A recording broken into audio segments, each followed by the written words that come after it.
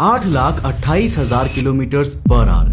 इस स्पीड से हमारा पूरा सोलर सिस्टम मिल्की वे के सेंटर के अराउंड ऑर्बिट कर रहा है। इस इनॉर्मस स्पीड के बावजूद जानते हो हमें मिल्की वे का एक चक्कर लगाने में पूरे 23 करोड़ साल लगते हैं। यानी आज हमारी धरती मिल्की वे के जिस कोने में मौजूद है ना, लास्ट टाइम हम यहाँ तब आए थे जब धरती पर डायनासोर्स ने बस जन्म ही लिया था। डायनासोर्स आए, करोड़ों साल धरती पर राज किया और फिर एक एस्ट्रॉइड की टक्कर से खत्म हो गए।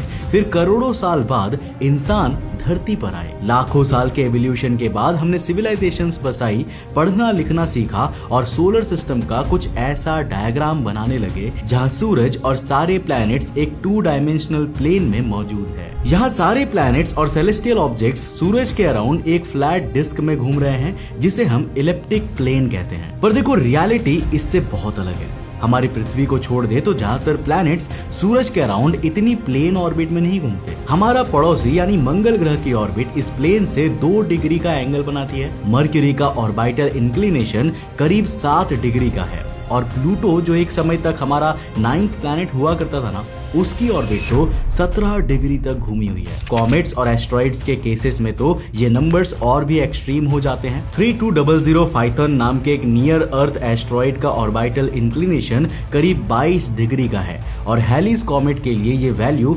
162.3 डिग्री की है। यानी ये सूरज के अराउंड दूसरे प्लैनेट से ऑपोजिट डायरेक्शन में ऑर्बिट करता है। यानी धरती की तरह सोलर सिस्टम भी फ्लैट नहीं है बल्कि एक 3 डायमेंशनल सिस्टम है। ऐसे में सवाल ये उठता है कि आखिर सोलर सिस्टम के ऊपर और नीचे क्या है और क्या यहाँ कुछ ऐसी मिस्ट्रीज छिपी हुई है जिनसे हम इंसान आज भी अनजान हैं। इन्हीं सवालों के जवाब हम आज के इस वीडियो में जानने वाले हैं। सो हेलो गाइस, मैं हूं कौशिक और चलिए शुरू करते हैं एक और नए एपिसोड को।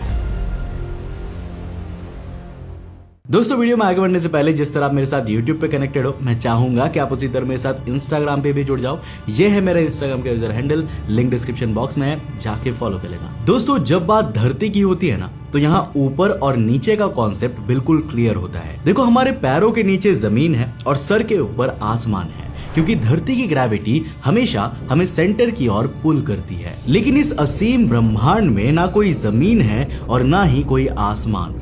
धरती की तरह नॉर्थ साउथ ईस्ट वेस्ट का कॉन्सेप्ट भी यहाँ पर नहीं है।